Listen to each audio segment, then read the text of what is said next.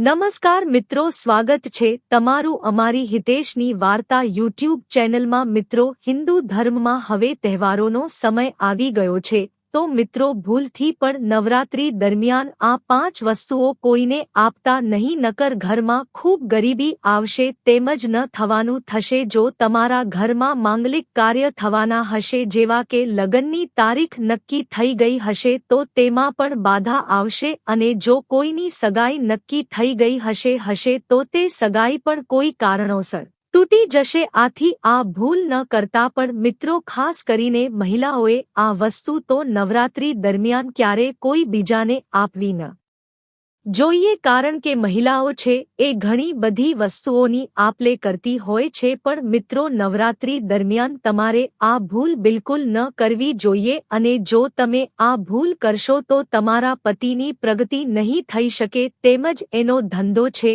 એ દિવાળીના ટાઈમ ઉપર ભાંગી જશે। આથી આ વસ્તુનું નવરાત્રી દરમિયાન તમે વિશેષ ધ્યાન રાખજો। તેની સાથે જ મિત્રો, ઘણી સ્ત્રીઓ એવી હોય છે કે જે નવરાત્રીના સમયમાં ગરબા રમવા તો જાય છે, પણ તે ગરબાનું સરખી રીતે ધ્યાન નથી રાખી શકતી। તો ગરબો મૂકતા સમયે કઈ વસ્તુની કાળજી લેવી એ તમને આ વિડીયોમાં જાણવા મળશે। તો મિત્રો, વિડીયોમાં આગળ વધતા પહેલા જો તમે ઈચ્છતા હોવ કે માં દુર્ગાની કૃપા તમારી ઉપર સદા બની રહે, તો આ વિડીયોને લાઇક કરી અને કમેન્ટમાં જય માં દુર્ગા જરૂર લખી દેજો, કે જેથી માં દુર્ગાની કૃપા તમારી ઉપર સદા બની રહે। તો મિત્રો, દુર્ગા માતા કહે છે કે નવરાત્રી દરમિયાન ઘરની આ 5 વસ્તુઓ બીજાને આપવી ન જોઈએ। તો મિત્રો, આજે અમે તમને દુર્ગા માતાની એક પ્રાચીન કથા સંભળાવવા જઈ રહ્યા છીએ। આથી આ કથાના માધ્યમથી તમને ખબર પડી જશે કે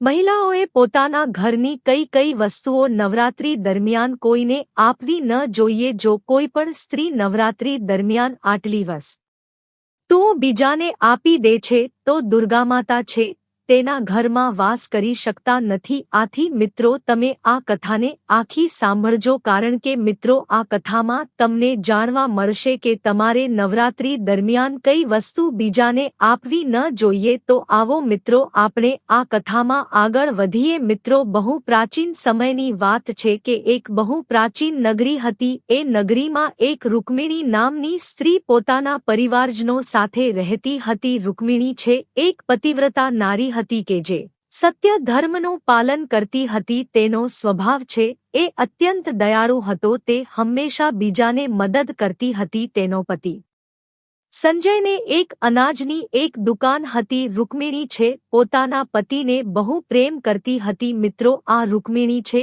એણે બધા જ તહેવારો નિયમો અનુસાર સાર ઉજવ્યા હતા, પણ તેનાથી નવરાત્રી દરમિયાન એક ભૂલ થઈ જાય છે, તો એ તમને આ કથામાં જાણવા મળશે। મિત્રો, આ રૂકમિણી છે એ પોતાના પતિ પહેલા જાગી જતી હતી, પછી પોતાના ઘરનું કામ કરતી હતી, પછી બધા કાર્ય કરીને તે તુલસી માતાને જળ ચડાવતી હતી। આથી આવી રીતે તે રોજ પોતાના નિત્ય કર્મ કરતી હતી। રૂકમિણી ક્યારેય કોઈનું ખોટું કર્યું ન હતું। બધા લોકો તેને જોઈને એવું કહેતા હતા કે આ સ્ત્રી છે એ સાક્ષાતમાં દુર્ગાના રૂપમાં આવેલી છે। આ સિવાય તે દાન ધર્મમાં પણ બહુ વિશ્વાસ રાખતી હતી। એના દ્વાર ઉપર જો કોઈ પણ ભિક્ષુક આવતો તો એને જરૂર કાંઈનું કાંઈ આપતી હતી। આટલું જ નહીં, રૂકમિણી છે પોતાના પાડોશીઓની પણ બહુ મદદ કરતી હતી। તેના પાડોશીઓને જે કોઈ પણ વસ્તુઓની જરૂર પડતી તો તે કાંઈ પણ વિચાર્યા વગર તેને આપી દેતી હતી। આથી તેના પાડોશીઓ પણ તેનું બહુ સન્માન કરતા હતા। તે બધા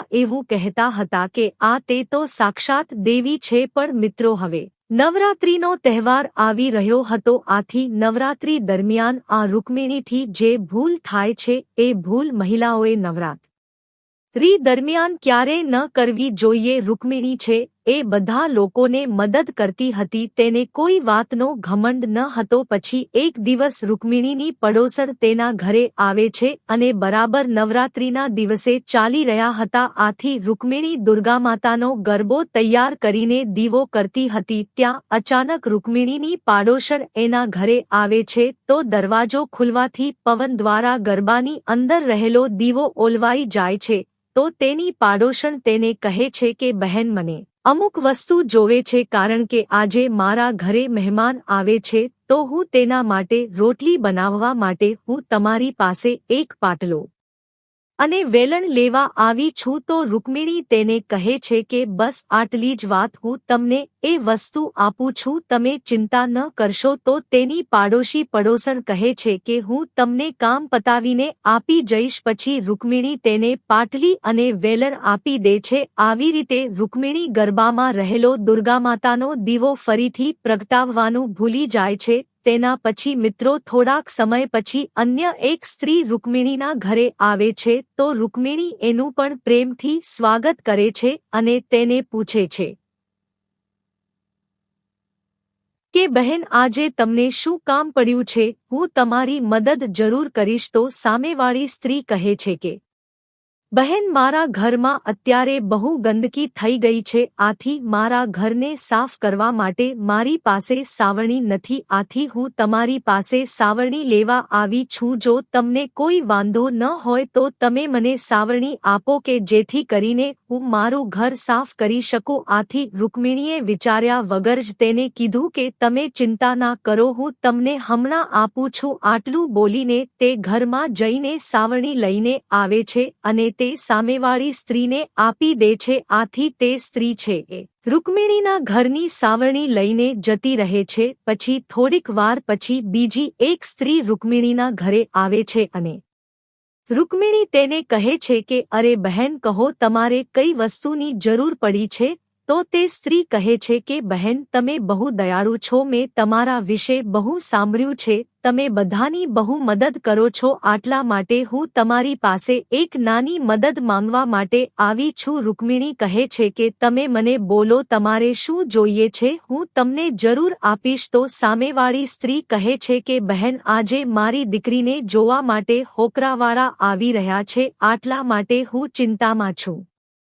મારી પાસે પહેરવા માટે એક પણ ઘરેણું નથી તો હું મારી દીકરીને શું પહેરાવી શકું? એની પાસે પહેરવા માટે સારા કપડાં પણ નથી, આથી તમે કૃપા કરીને થોડા ઘરેણાં અને કપડાં મને ઉધાર આપો. જ્યારે મહેમાન જતા રહેશે ત્યારે હું તમને આ વસ્તુ પાછી આપી દઈશ. તો તે પડોશીની વાત સાંભળીને રૂકમિણી કહે છે કે હા, આટલી વાતમાં તમે ચિંતા શા માટે કરો છો? હું તમને જરૂર આપીશ, કારણ કે તમારી દીકરી છે એ મારી નાની બહેન જેવી છે. હું તમને હમણાં જ મારા ઘરેણાં અને સાડી આપું છું કે જેને પહેરીને તમારી દીકરી રાજકુમારી લાગશે. પછી રૂકમિણી તેને ઘરેણાં અને સાડી આપી દે છે. આથી તે પડોસણ પ્રસન્ન થઈને તે સાડી અને ઘરેણાં લઈને જતી રહે છે. પછી બીજી પણ એક પડોસન રૂકમિણીના ઘરે આવે છે અને તેને કહે છે કે બહેન, તમે બહુ દયાળુ છો, મારો દીકરો છે એ બહુ ભૂખ્યો છે અને એને પીવડાવવા માટે મારી પાસે કોઈ વસ્તુ નથી, આથી હું તમારી પાસે દૂધ માંગવા આવી છું. જો મને થોડુંક દૂધ મળી જશે તો મારા દીકરાની ભૂખ સંતોષાઈ જશે. તો રૂકમિણી તેને પણ દૂધ આપી દે છે. તો મિત્રો, આવી રીતે રૂકમિણી છે એ નવરાત્રિના દિવસોમાં પોતાના પાડોશીઓને આટલી વસ્તુઓ આપી દે છે અને પછી તે પાછી પોતાના કામમાં લાગી જાય છે. પછી રાત્રે તેનો પતિ જ્યારે ઘરે આવે છે તો રૂકમિણી તેને પ્રણામ કરે છે અને તેની બહુ સેવા કરે છે. પછી બીજા દિવસે એને બહુ ખરાબ સમાચાર સાંભળવા મળે છે. એક આદમી દોડીને આવીને તેને કહે છે કે અરે ભાઈ, કાલે રાતે કોઈએ તમારી દુકાન લૂંટી લીધી છે, દુકાનમાંથી બધો જ માલ ગાયબ થઈ ગયો છે. આથી રૂકમિણીનો પતિ છે બહુ ગભરાઈ જાય છે અને દોડીને પોતાની દુકાનમાં જાય છે. તે જોવે છે તે દુકાનમાં કોઈ વસ્તુ બચી ન હતી, આથી તે બહુ દુઃખી થઈ જાય છે. પછી તે નિરાશ થઈને ઘરે આવે છે અને રૂકમિણીને બધી જ હકીકતે જણાવે છે કે જેને સાંભળીને તે પણ બહુ દુઃખી થઈ જાય છે. રૂકમિણી કહે છે કે અરે સ્વામી, તમે ચિંતા ના કરો, આપણા ઘરમાં હજી ઘણું બધું ધન છે કે જેનાથી તમે પાછો નવો ધંધો શરૂ કરી શકો છો. પછી સુકન્યા પોતાની તિજોરીમાં જુએ છે તો તેની તિજોરી પણ સાફ ખાલી થઈ ગઈ હતી, એની અંદરથી બધા જ પૈસા ચોરી થઈ ગયા હતા. આથી રૂકમિણી આ જોઈને દુઃખી થઈ જાય છે. આથી રૂકમિણીનો પતિ એના ઉપર બહુ ક્રોધિત થાય છે અને તેને પૂછે છે કે રૂકમિણી, તું મને સત્ય હકીકત જણાવી દે કે આપણા ઘરમાં રહેલા બધા પૈસા અચાનક ક્યાં ગાયબ થઈ ગયા? તો તે કહે છે, હું તો ઘરે જ હતી અને બધા પૈસા તિજોરીમાં જ હતા. હવે આમાંથી કોણે ચોરી લીધા એ મને ખબર નથી, પણ તમે શાંત થઈ જાવ, આપણે કોઈ ઉપાય જરૂર શોધીશું. તો રૂકમિણીનો પતિ કહે કે તું બીજા લોકોને ઘરે બોલાવીને બધી વસ્તુ આપી દે છે. આ બધી વસ્તુ એના કારણે જ થઈ છે, તો એમાંથી જ કોઈ આપણા ઘરના બધા પૈસા ચોરી લીધા છે. આથી રૂકમિણીનો પતિ તેને ગુસ્સામાં ગમે તેવું બોલવા લાગે છે. રૂકમિણીની સાસુ પણ તેને બહુ બોલે છે. તેને કહે છે કે તું આ બધા પાડોશીઓને ગમે તે બધી વસ્તુ આપી દે છે, આથી એ લોકોએ આપણા ઘરમાં ચોરી કરી છે. પછી રૂકમિણી પોતાના પતિને કહે છે કે મને માફ કરી દો, મારાથી બહુ મોટી ભૂલ થઈ ગઈ છે. મેં મારા અમુક ઘરેણાં મારી પાડોશીને આપેલા છે, હું હમણાં જઈને લેતી આવું છું. તો રૂકમિણી એ મહિલાના ઘરે જાય છે તો તે સ્ત્રી પણ તેના ઘરેણાં લઈને ભાગી જાય છે. આથી રૂકમિણી નિરાશ થઈને ઘરે આવે છે અને પોતાના પતિને હકીકત જણાવે છે. રૂકમિણીની વાત સાંભળીને એનો પતિ બહુ ગુસ્સે થઈ જાય છે અને રૂકમિણીને કહે છે કે તું આ ઘરને છોડીને જતી રહે. રૂકમિણી કહે છે કે તમારી સિવાય મારું આ દુનિયામાં કોઈ નથી. તો તેનો પતિ કહે છે કે તું ગમે ત્યાં જા, પણ હવે આ ઘરમાં તું નહીં રહી શકે, તારા લીધે જ મારું બધું બરબાદ થઈ ગયું છે. પછી રૂકમિણી દુઃખી થઈને પોતાના પતિના ઘરને છોડીને જતી રહે છે. પછી આગળ ચાલીને રૂકમિણી છે એ માં દુર્ગાના મંદિર પાસે જાય છે અને દુર્ગા માતાને પ્રાર્થના કરીને કહે છે કે હે દુર્ગામાં, મેં એવું કયું પાપ કર્યું છે કે જે મારી આવી હાલત થઈ છે? હે દુર્ગા માતા, હું તો દરરોજ આ નવરાત્રિના દિવસોમાં તમારી પૂજા અર્ચના કરું છું, તો તેમ છતાં તમે મારું ઘર શા માટે છોડી દીધું? મેં એવી કઈ ભૂલ કરી છે કે તમે મારાથી રિસાઈ ગયા છો? તો રૂકમિણી ત્યાં બેસીને વિચારવા લાગે છે કે જો મારા પતિ મને નહીં રાખી શકે તો હું જીવી નહીં શકું. જો મારા લીધે જ મારા પતિની આવી હાલત થઈ છે તો મારો જીવવાનો કોઈ હક નથી. આટલું વિચારીને રૂકમિણી પોતાનો જીવ આપવા માટે નદી કિનારે જાય છે. નદી કિનારે જઈને તે દુર્ગામાતાને પ્રાર્થના કરે છે કે હે દુર્ગામાતા, હવે હું મારો જીવ આપવા જઈ રહ્યો છું. જુઓ, મારાથી તમારી પૂજામાં કોઈ કમી રહી ગઈ હોય તો મને માફ કરી દેજો. હું મારા પતિ વિના હવે જીવી નહીં શકું. આટલા માટે હું આ નદીમાં કૂદીને મારો જીવ આપી દઉં છું. આટલું બોલીને રૂકમિણી નદીમાં કૂદવા જ જાય છે. ત્યાં અચાનક સાક્ષાતમાં દુર્ગા એ સ્થાન ઉપર પ્રગટ થાય છે. દુર્ગા માતા રૂકમિણીને કહે છે કે એ દીકરી રૂકમિણી, તું થોભી જા, તું આ શું કરી રહી છે? રૂકમિણી આંખ ખોલીને જોવે છે તો સાક્ષાત માં દુર્ગાને તેની સામે જોવે છે. માં દુર્ગાના દર્શન કરીને રૂકમિણી બહુ પ્રસન્ન થઈ જાય છે અને તેને પ્રણામ કરે છે અને કહે છે કે હે માં દુર્ગા, મને માફ કરી, હું બહુ મોટું પાપ કરવા જઈ રહી હતી. આથી માં દુર્ગા કહે છે કે એ રૂકમિણી, મનુષ્યએ પોતે ક્યારેય પોતાનો જીવ આપવો ન જોઈએ. આ બહુ મોટું પાપ માનવામાં આવે છે. ભગવાને જે શરીર આપણને આપ્યું છે એને આપણે આવી રીતે નષ્ટ ન કરવું જોઈએ. રૂકમિણી કહે છે કે હે માં, મારા પતિએ મને ઘરેથી કાઢી નાખી છે, તો હવે હું શું કરી શકું? મારા પતિને છોડીને હું જીવી નહીં શકું. આથી હું હવે જીવવા માંગતી ન હતી. તો માતા દુર્ગા કહે છે કે હે રૂકમિણી, હું બધી જ વસ્તુ જાણું છું. તે અત્યારે નવરાત્રિના દિવસોમાં અમુક એવી વસ્તુનું દાન કરીને તે બહુ મોટી ભૂલ કરી દીધી છે. આથી આ ભૂલ તારે કરવી ન હતી. આ કારણથી મારે તારું ઘર છોડીને જવું પડ્યું છે. જે કોઈ સ્ત્રી નવરાત્રિના દિવસોમાં પોતાના ઘરની આ વસ્તુ બીજાને આપી દે છે તો હું એ ઘરને છોડીને જતી રહું છું. પછી રૂકમિણી કહે છે કે માં, તો એવી કઈ વસ્તુ છે કે જે નવરાત્રી દરમિયાન કોઈને આપવી ન જોઈએ? કૃપા કરીને તમે મને જરૂર જણાવો. તો દુર્ગામાતા કહે છે કે એ દીકરી, હવે તું ધ્યાનથી સાંભળજે. હું તને એ વસ્તુ વિશે જણાવું છું. કોઈ પણ સ્ત્રીએ નવરાત્રી દરમિયાન આટલી વસ્તુ બીજાને ન આપવી જોઈએ. તો આટલી વસ્તુનું દાન કોઈ પણ સ્ત્રી આપે છે તો હું એનું ઘર છોડીને જતી રહું છું. એ રૂકમિણી પહેલી વસ્તુ છે એ પાટલો અને વેલણ છે. કોઈ સ્ત્રીએ નવરાત્રી દરમિયાન આટલી વસ્તુ બીજા કોઈને આપવી ન જોઈએ. આ વસ્તુ છે એ રસોડામાં બહુ પવિત્ર માનવામાં આવે છે. આટલા માટે આ વસ્તુને હંમેશા શુદ્ધ રાખવી જોઈએ. બીજાને આપવાથી આ વસ્તુ અપવિત્ર થઈ શકે છે અને પછી આનો ઉપયોગ કરવો એ બહુ અશુભ માનવામાં આવે છે. આટલા માટે રૂકમિણી તે પોતાના રસોડાની આ વસ્તુ આપીને બહુ મોટી ભૂલ કરી છે. પછી આગળ દુર્ગા માતા કહે છે કે હે રૂકમિણી, તે તારા પાડોશીને બીજી વસ્તુ જે આપી એ છે સાવરણી, કે જે વસ્તુમાં મારો હંમેશા વાસ હોય છે. એ વસ્તુ મને અધિક પ્રિય છે. આથી તે વસ્તુને તે બીજાને આપી દીધી. તો હું તારા ઘરમાં શા માટે રહી શકું? જે કોઈ સ્ત્રી પોતાના ઘરની સાવરણી બીજાને આપી દે છે તો હું તેના ઘરનો ત્યાગ કરી દઉં છું. સાવરણીથી આખા ઘરની સ્વચ્છતા કરવામાં આવે છે અને જ્યાં સ્વચ્છતા હોય છે એ ઘરમાં જ મારો વાસ હોય છે. આથી એક વસ્તુનું રૂકમિણી તું હંમેશા ધ્યાન રાખજે કે સાવરણીને આપણે આપણા ઘરમાં સંતાડીને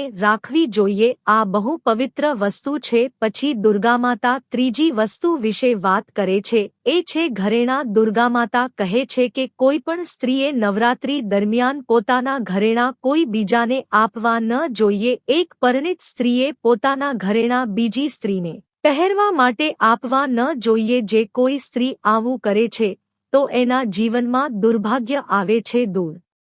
ગામાતા કહે છે કે એ રૂકમિણી, હવે હું તને ચોથી વસ્તુ વિશે જણાવું છું. કોઈ પણ મહિલાએ દિવસ આથમતા કોઈ પણ સફેદ વસ્તુઓનું દાન કરવું ન જોઈએ. નવરાત્રી દરમિયાન દિવસ આઠમતા સફેદ વસ્તુનું દાન કરવાથી મનુષ્યના જીવનમાં અશુભ કાળ આવે છે. દુર્ગામાતા કહે છે કે તે પણ દૂધનું દાન કર્યું હતું, આથી તારી આવી હાલત થઈ છે. અને તે મારો ગરબો તૈયાર કર્યો હતો પણ તેમાં રહેલો દીવો બુજાઈ ગયો હતો.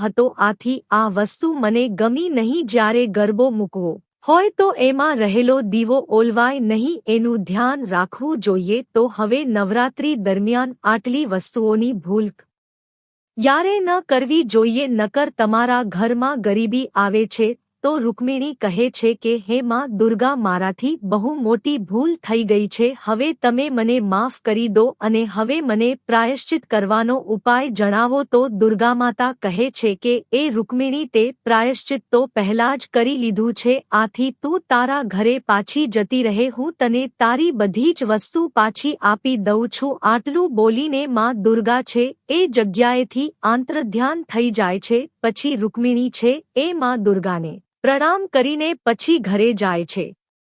તો ઘરે જાય છે તો તેનો પતિ તેને શોધતો એની પાસે આવે છે અને તેની પાસે આવીને માફી માંગે છે અને તેને કહે છે કે સુકન્યા, મને માફ કરી દે. મેં તને બહુ સારું ખોટું કહ્યું છે. તું તો સાક્ષાત દેવી છે. માં દુર્ગાની કૃપાથી આપણી બધી વસ્તુઓ આપણને પાછી મળી ગઈ છે. જે લોકોએ આપણા વસ્તુની ચોરી કરી હતી એ બધી જ વસ્તુ આપણા ઘરે પાછી આવી ગઈ છે અને તારું નામ લઈને બધાએ માફી માંગી છે. આટલું બોલીને રૂકમિણી બહુ પ્રસન્ન થઈ જાય છે અને પોતાના પતિની સાથે પાછી ઘરે જતી રહે છે. આથી માં દુર્ગાની કૃપાથી રૂકમિણીના ઘરમાં ફરીથી સુખ સમૃદ્ધિ આવી જાય છે. આથી પછી રૂકમિણીએ એ વસ્તુ નક્કી કરી લીધી કે હવેથી હું ક્યારે પણ નવરાત્રી દરમિયાન પોતાના ઘરની આટલી વસ્તુ ક્યારે કોઈ બીજાને આપીશ નહીં. તો મિત્રો, જો આ માહિતી તમને ગમી હોય તો વિડીયોને લાઇક કરી અને ચેનલને સબસ્ક્રાઇબ પણ કરી દેજો કે જેથી કરીને અમે રોજ વાસ્તુશાસ્ત્રને